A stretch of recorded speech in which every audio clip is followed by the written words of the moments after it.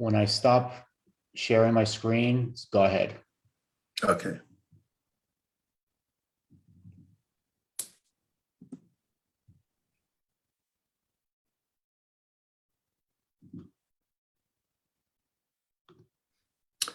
Hello, everyone.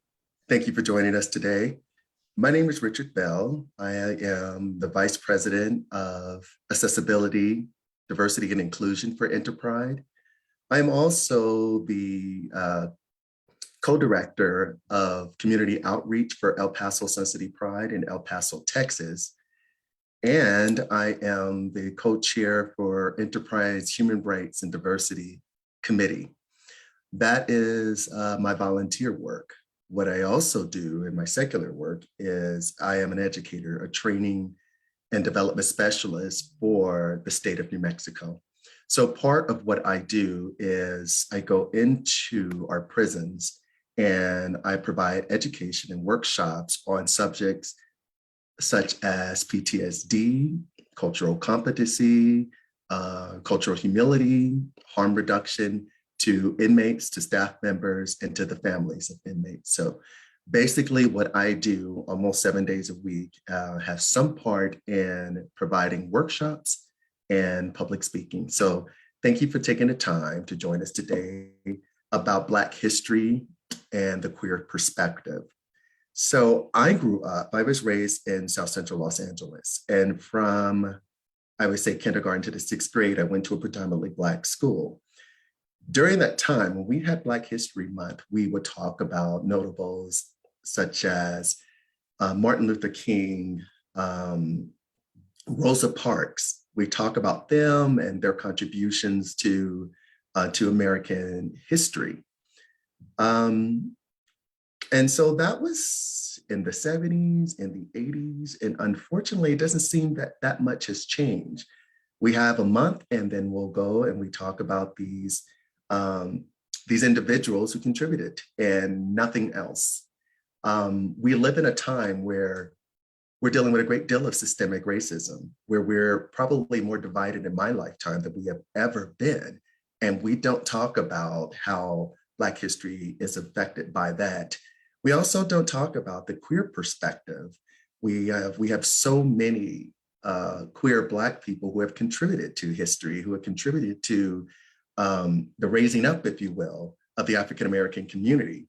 One of the first people to come to mind, and we'll talk about him later, is Bayard Rustin, who was the architect of the March on Washington. He's also the one who helped to educate Martin Luther King Jr. on nonviolent protests. And so these are individuals who are instrumental in shaping who we are as a country, who we are as a people. And Black History Month rarely mentions those individuals. So that's what we're going to talk about today. We'll mention them, we'll mention their contributions, and then we'll talk about where do we go from here. So we'll go ahead and get started. Let me share my screen.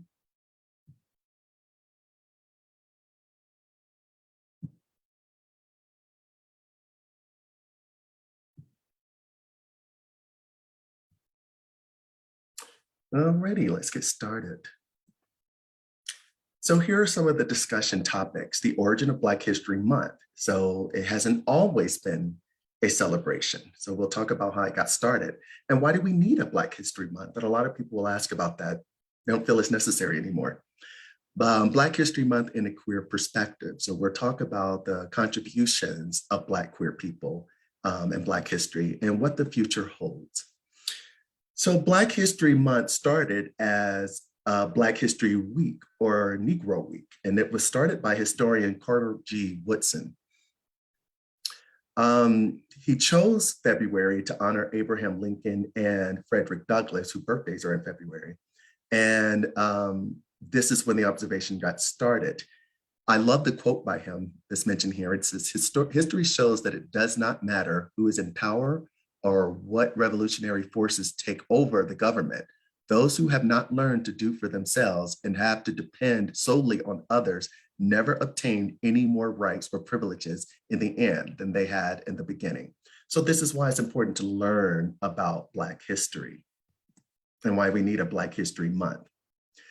So this is Texas A&M University Afro-American history professor Albert Broussard.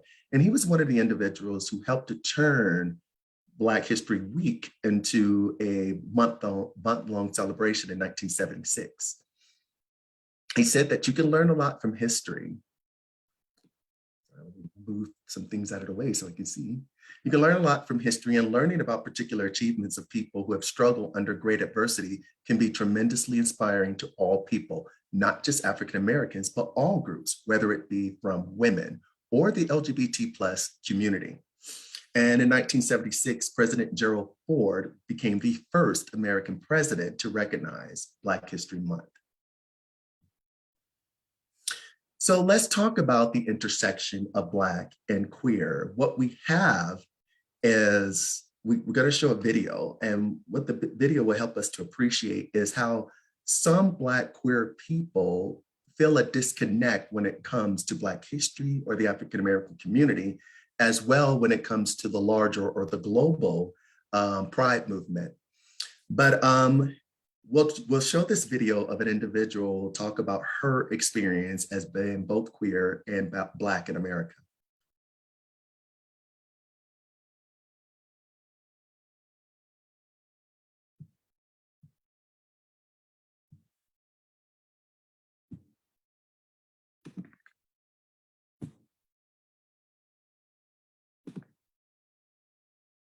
It's not going to the video.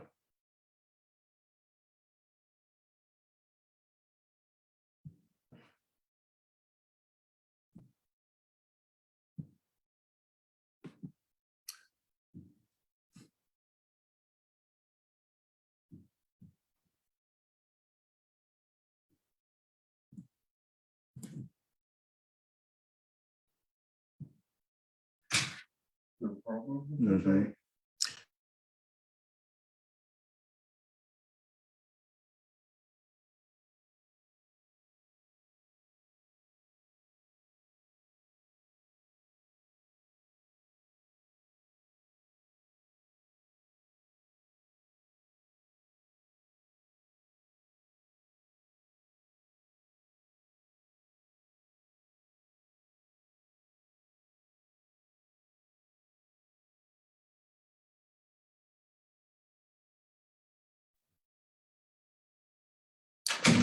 Let's see.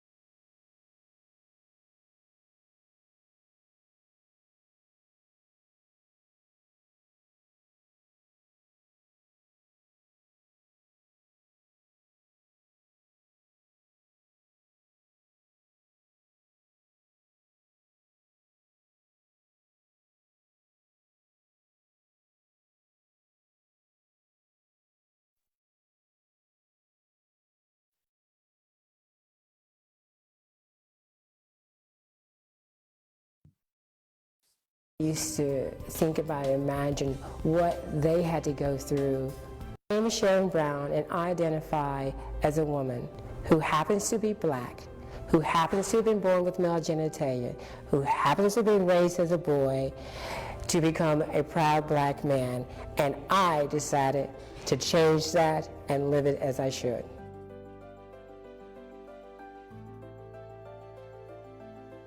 Black History Month is something that I have always looked forward to, because as a child, that's the only month of the year that something may have been mentioned in school, but it was very limited.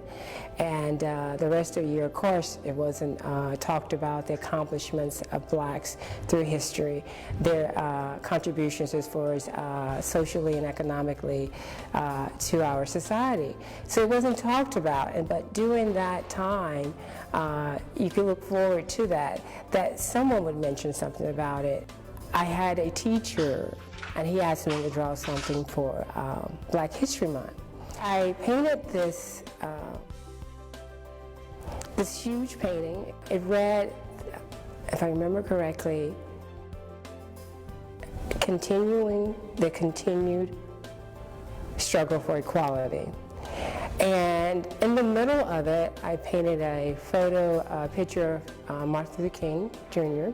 And on the left side, I had two black slaves in shackles.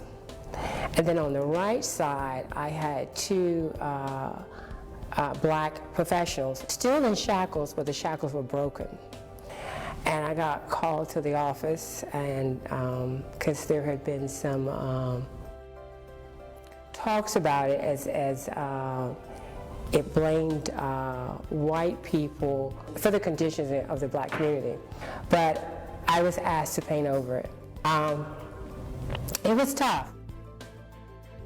I really looked up to my parents in a lot of ways. I used to think about and imagine what they had to go through in the 60s. And I think a lot of that comes from growing up and reading in Black history about people like Harriet Tubman and Benjamin Banneker and tons of more. What they have accomplished. You have to continue to believe in yourself and that you will be able to achieve. And there are others out there that have. You just have to continue to seek out that right role model.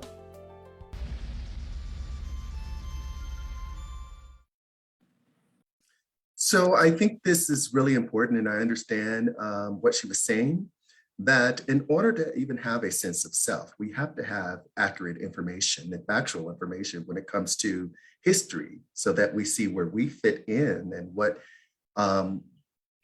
we contributed to. And so there is an intersection of being Black and being queer and in Black history. And I thought it was really important that she shared that information.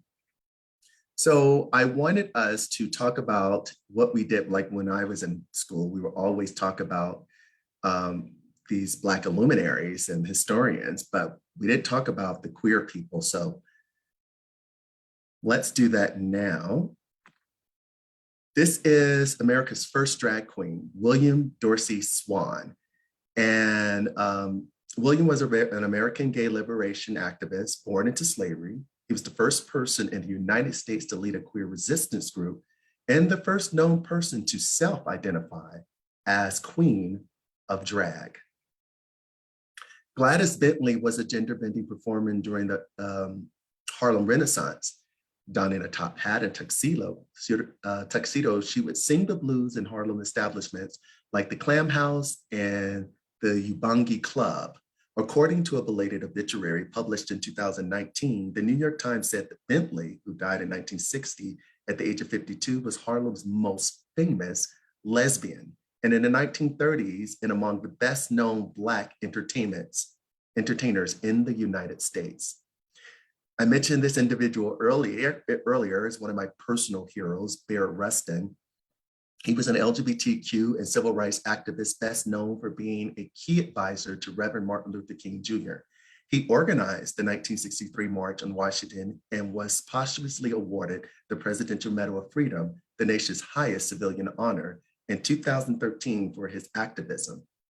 In 2020, California Governor Gavin Newsom pardoned Rustin for his arrest in 1953 when he was found having sex with two men in a parked car in Pasadena. Rustin served 50 days in Los Angeles County Jail and had to register as a sex offender. In pardoning Rustin, Newsom noted how LGBTQ people were unjustly punished for their sexuality by US law enforcement at the time of his arrest. Another personal hero of mine, James Baldwin, he was a writer and social critic. Baldwin is perhaps best known for his 1955 collection of essays, Notes of a Native Son, and his groundbreaking 1956 novel, Giovanni's Room, which depicts themes of homosexuality and bisexuality. The novel stood out among literary critics because it features all white characters, unlike the civil rights activists' other novels, which centered the experiences of Black people. Baldwin spent the majority of his literary and activist career educating others about Black and queer identity, as he did during his famous lecture titled Racism in the Gay Community at a meeting of the New York chapter of Black and White Men Together, now known as Men of All Colors Together, in 1982.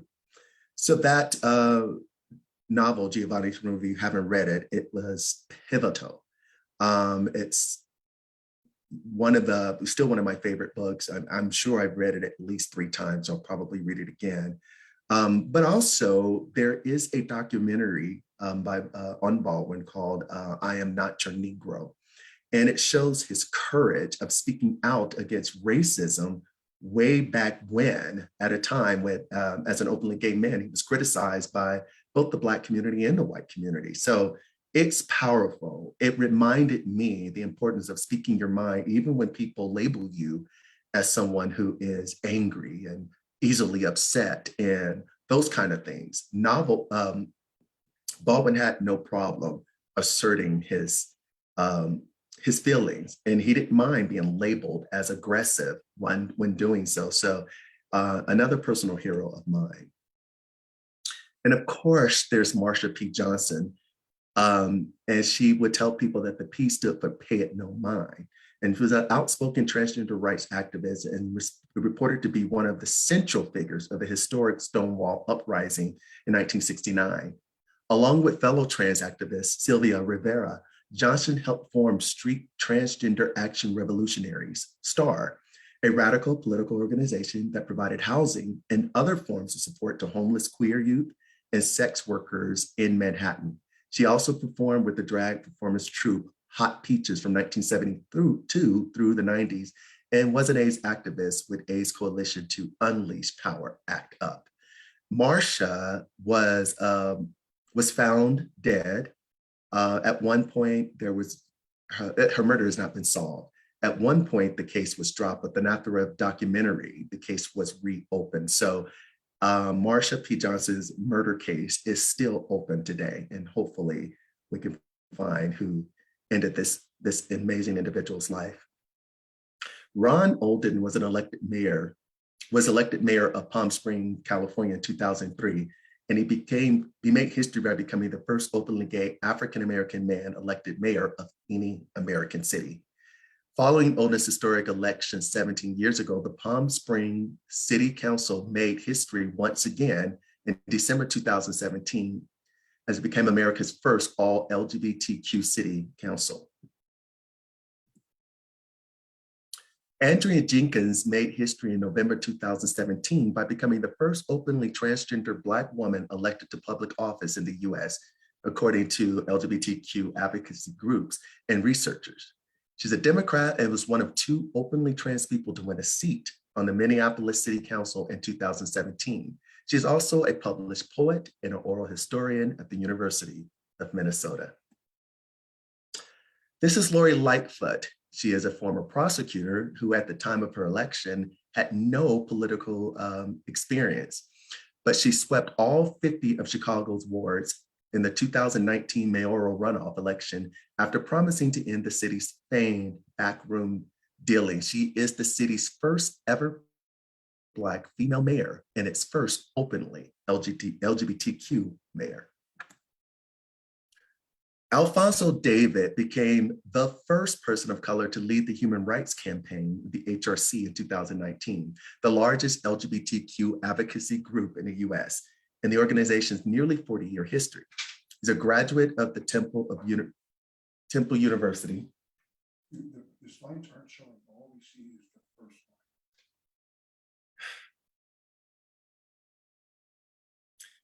Temple University School of Law. David served as an attorney for Lambano Legal, working on LGBTQ cases around the country, and as the first openly gay counsel to New York Governor Andrew Cuomo. So I wanted to pause here. I'm understanding that we're not able to see the slides. Let's see.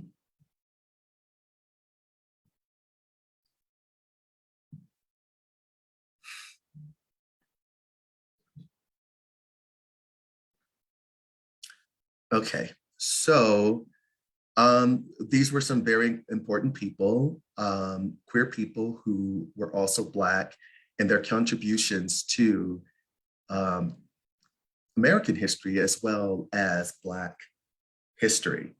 I think it's important to remember their names because, as I mentioned, growing up, this wasn't something that we talked about very often. We didn't talk about the contributions of queer Black people.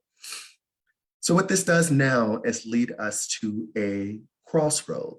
In other words, where do we go from here? If you have the opportunity to talk to Black queer people, we often don't feel included in the broader or the global pride movement. There is a reason why some Black pride organizations don't necessarily want to contribute to or be part of larger prides because they feel that their voices get swallowed up. They feel that issues that are pertaining to their community are not always highlighted. They're not always heard. They don't feel that they always have a seat at the table when it comes to decisions that affect the global LGBTQ plus community. So it's important that we recognize that the contributions of African Americans when it comes to pride, when it comes to our relationships with Black people globally. Our stories or histories may be different, but there are some stark similarities to some of the experiences that we have. So it's important that we learn from that. And so what we're going to do now is show another video, and this will be by LZ Granderson. He's a Los Angeles Times sports and culture columnist. He's going to talk to Gerald Garth and Brandon Anthony, who are helping to organize the All Black Lives Matter March. Now, this march took place in 2020. So when we think about what was happening in 2020, we talk about being in the midst of the COVID global pandemic, as well as learning about what the horrific things that happened to George Floyd, as well as Breonna Taylor and others. There was a global protest.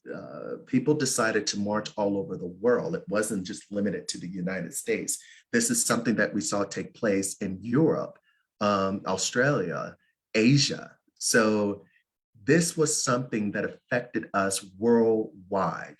And so these organizers decided to hold a march so that we could understand that there should be a coming together of Black queer people as well as the global pride movement.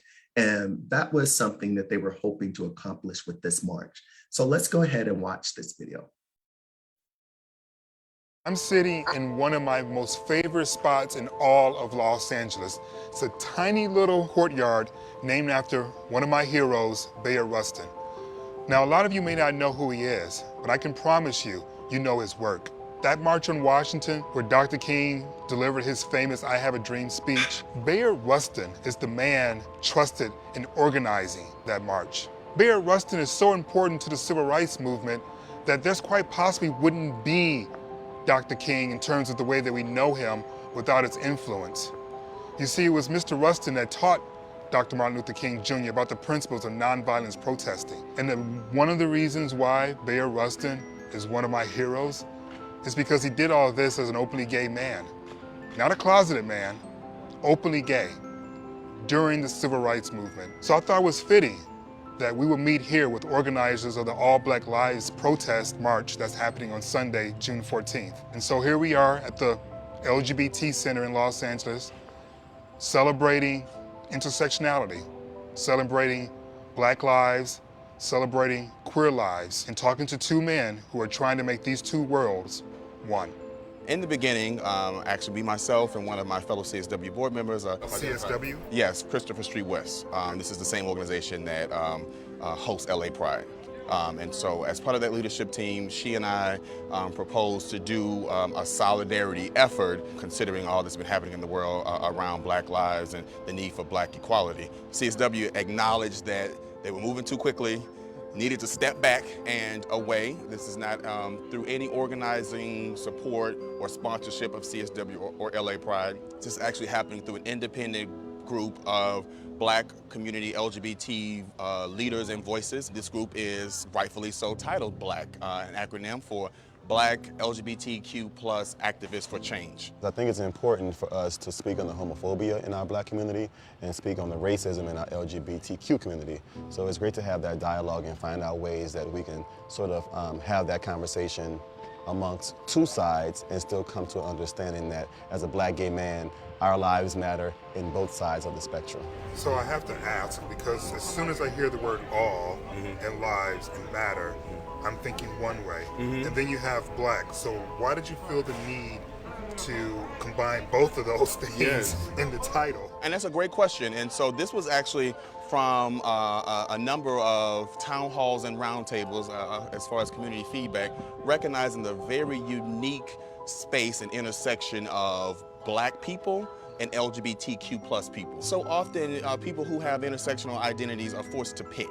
So do I celebrate my Blackness or do I celebrate my queerness? And we really wanted to create this as an opportunity to amplify and prioritize those individuals and communities at the intersection that are often not seen, under-resourced, and not heard. Racism from the LGBTQ community, homophobia from the Black community. Do you feel homeless? I don't feel homeless because I have a great support system. My family loves me for who I am. I have a great, my friends love me for who I am. So I was fortunate enough to never really feel homeless. I'm from New Orleans, Louisiana, so, which is a pretty predominantly Black city. So maybe that's why. And I moved to Atlanta, which is a predominantly Black city. So to come here, and to see how Blacks are not treated, with equal rights from the gay community is kind of shocking, because coming from Atlanta, we don't experience that. The most shocking aspect of West Hollywood for me is going to every club in West Hollywood, every bar, and hearing them play our music, but not seeing me in there. And watching to see if they're gonna use the N-word, watching to see if they're gonna say it in these songs that we celebrate, and party to. And that was the most shocking part to me. I'm like, every bar on this street is playing hip hop music, or some kind of hip hop music, or some hip hop artist, and there's nobody like me in here. Like, how does that happen? Yeah, how does that happen? It feels like it's on purpose. Exactly. Pride, lots of balloons, lots of music, lots of parties, Feathers, glitter, you know how we do. and very little clothes. I've also been at the Black Lives Matter protests. And it's not that. But it's not that. There are no floats, there's music. No glitter, no but there's shirtless. none. So what the hell are we going to see? But you're right. And so we have really been encouraging people to show up in what solidarity looks like the best for you. We know too, this is a new sort of visibility that we might not have ever seen, but we, like you just said, we both agree, we've always been here. And I think this is a time for us to really show up, highlight, prioritize, and amplify what showing up authentically always means. If I had it my way, it would be the perfect blend of both. It would be the perfect blend of a civil rights march and a Stonewall parade. How would that look? I don't know, it's more of a feeling. And so I encourage people to show up and celebrate all Black lives however you see fit, so safely, respectfully, and in solidarity. From the engagements that we've been receiving on social media and the website, we're projecting between 25 and 50,000 people. And that's a large number for me, at least. It's exciting to see so many people, so many different walks of life that are excited and that are engaging and want to be involved to some capacity. And I know that, I feel it, that this is going to be something very monumental for LA and for both communities involved. When you think about our history in terms of the country's history, Black queer people have always been at the fore of the civil rights movement. The James Baldwins, when you think about Lorraine Hansberry, Yes. when you think about Bayard Rustin. You know, I actually cite all of those individuals you named as my personal inspirations as well, and I just look at sort of what it looks like to be unheard or unseen and how much impetus that gives an individual to often do work that is thankless or under-resourced. We see that every day. I consider it actually a privilege to be able to connect with very diverse groups through my own lived experience, because we know that we are the experts of our own experience, and so being able to relate to somebody, even empathetically, is key to any kind of leadership. I live by a phrase that Dr. Cornel West says, that you can't lead our people if you don't love our people.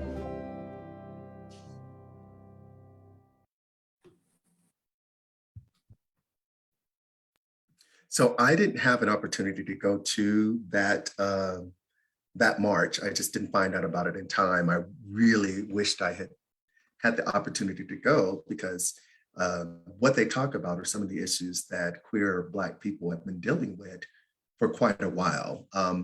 There was, one of the individuals mentioned about hearing Black music or hip hop music in the clubs, but not seeing themselves there. And there was a time in some of these clubs in West Hollywood, in Manhattan and in other places in the world where Black queer people were not welcomed. Black trans people, Black gay men, Black lesbians were not necessarily welcome in clubs that catered to queer people. I remember a reality show and a Black woman had accused one of the guys on there who happened to be gay of being racist. And one of the women on the show said, well, that's not even possible because he's gay. And I thought, wow, people really don't get the fact that Black people, Black queer people still have to deal with racism from within our own supposed community, the larger gay community. It's still there, it's still present. And it should be, we should understand that it exists. Whatever takes place in a broader community often filters right into the smaller community, the more marginalized community. So it shouldn't be shocking that some of the issues that we face in the world, we have to face right here within our own community, our own gay community.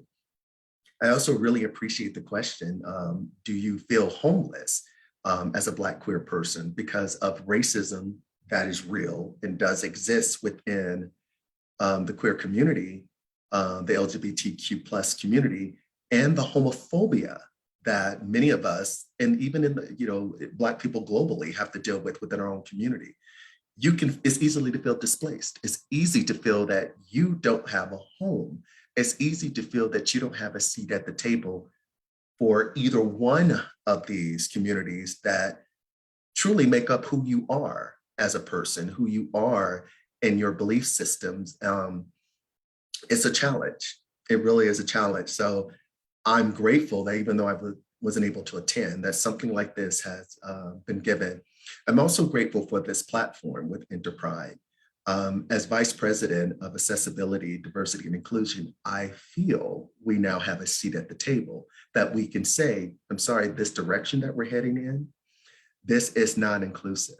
This is a direction that's going to leave some people out. It's a direction that doesn't take into consideration what others who are also part of other marginalized community have to contribute to the global pride movement. We're now having these conversations, and these things are now being taken seriously. And there was a time when it really wasn't. For a very long time. How can a person be gay and have some racial bias? Well, because they're human and they're subjected to the same, information, the same caste system, the same social hierarchy as people who are not part of the LGBTQ plus community. So it's unrealistic to think that we're not affected by it. So now that we have this information, now that we recognize the importance of marrying, if you will, the two communities, the Black communities, the global pride community, how do we go about doing that? Well, one of the first things that we have to do is we have to be more united. And how do we do that? We do that by being inclusive, by being accessible, by being diverse, recognizing that the only true path to equality is has to include equity. Without those things, that we cannot be united. We cannot marry these two communities.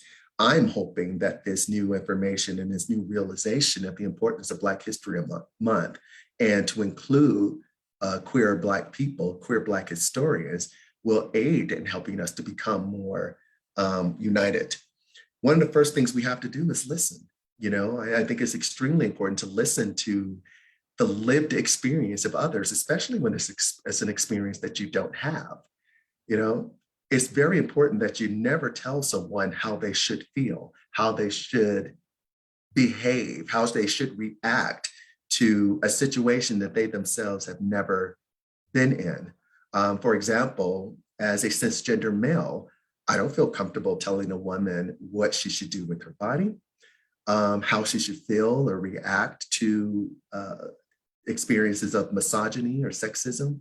It doesn't make any sense to me. But at the same time, I don't want someone who's not Black coming to me and telling me, well, when you face racism, this is what it is and this is what it isn't. This is what you should do. This is how you should react. This is how you should feel. That's counterproductive.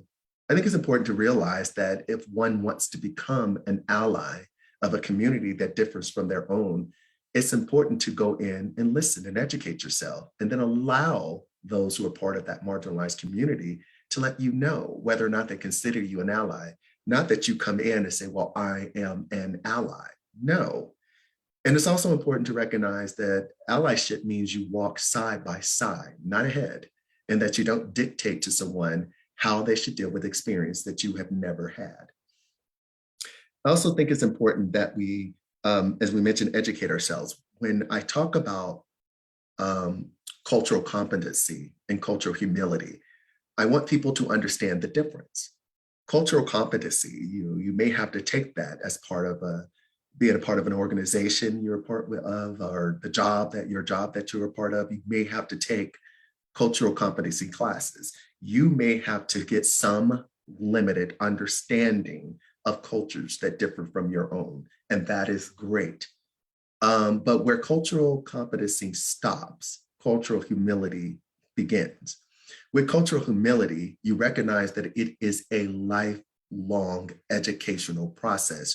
You are constantly learning about other communities that differ from your own, and you're learning more about your community and how your community contributes to the society, as well as the systemic issues that we face. So that is part of cultural humility. Cultural competency is just the beginning. It's just a start. Cultural humility is a lifelong journey.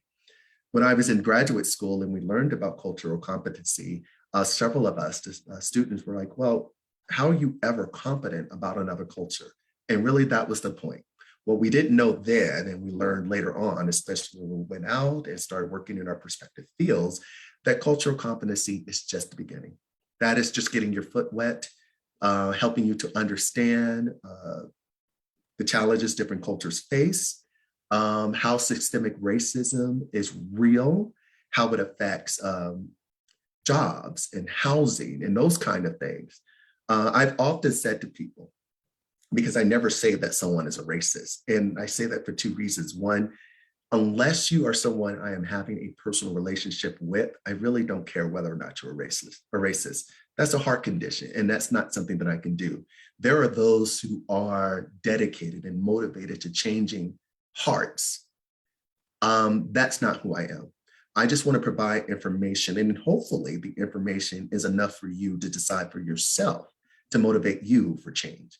But yeah, I have realistic expectations of people, if you will, and I'm hoping that people can change. But I know people only can change if they're motivated to change, if it's something that they want to do. So for me, all I feel that I can do is provide you the information, and the rest is up to you. So no, I don't call a person a racist because that's a heart condition, but I'm affected by systemic racism. I've experienced this on jobs, being discriminated against because I'm Black, being discriminated against because I'm an effeminate gay man, those kind of things. I need that to change. And that isn't necessarily taking place because an individual is racist. That is taking place because we have a racist society. We have systemic racism that we're still trying to battle. Those are the things that I need to change. We need to recognize the issues before we have any hope of resolving them.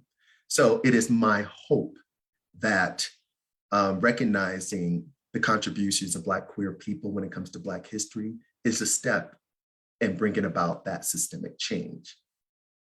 That said, I also wanted to mention that InterPride gives me a platform with the ROPE program, Racism Oppression Awareness Program, and this program, which is part of that, the Rainbow Racism series, where we talk about racism that takes place within queer spaces and how we can combat those, how we can educate one another and change these things. InterPride gives me a platform to do that. El Paso Sun City Pride is supportive in my efforts to bring about these realizations and these educational opportunities. So I am grateful to these organizations for putting me in this position to bring this information to the larger community. So thank you for that. And with that, if there are any questions, we'll take those questions at this time.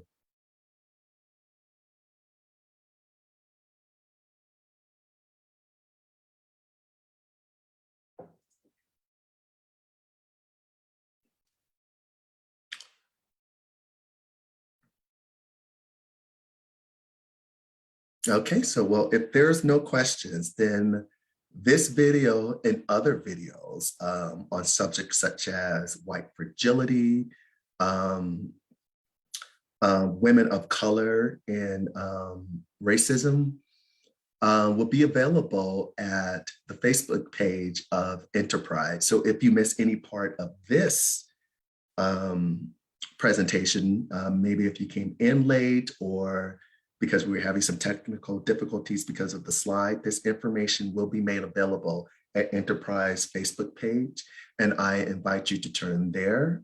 Also, if you are interested in getting additional information about how the Global Pride movement and InterPride is invested in combating racism, then look for other opportunities to provide workshops that can help you to have this information that you needed to address some of these issues. Thank those of you who have the opportunity to sit and listen, your patience for dealing with the technical difficulties. Thank you so much for that. And again, please take a look at InterPride's Facebook page for other informational webinars. Oh, there was a question. How do you deal with people using inappropriate language? So how do I deal with it personally, or how do other people deal with it, or how they should deal with it? So I will say I don't tell anybody how to deal with it. That's up to you. I can tell you how I try to deal with it and how I try to be productive, and I don't always succeed. Sometimes I fail in that.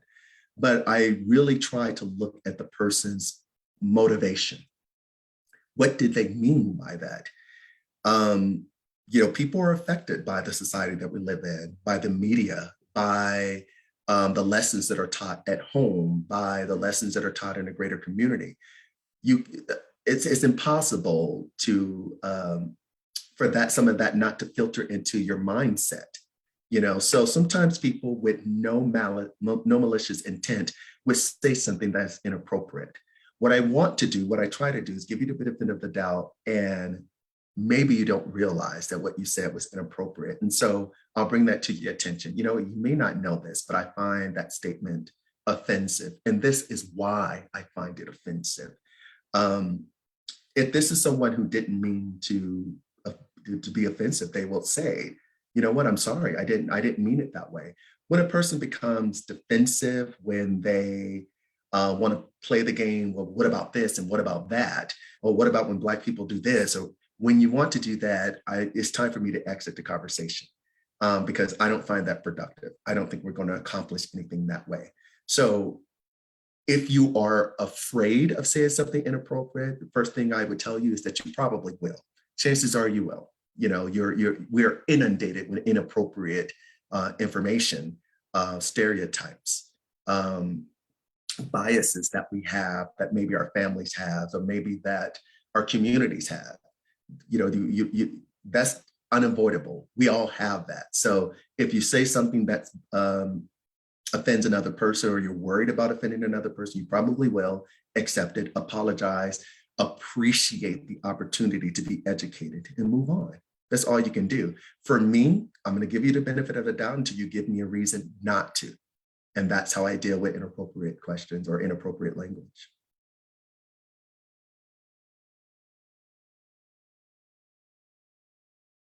Any more questions? Let me say, I like that question. I appreciate that. I like when people say, hey, how do we combat certain issues that tend to divide us? I like that. More questions we have, the better we are in a position to actually bring about systemic change. So I appreciate that. Okay, so if there are no more questions, then once again, thank you for your attention. Thank you for participating. And I look forward to meeting with you again and having these conversations.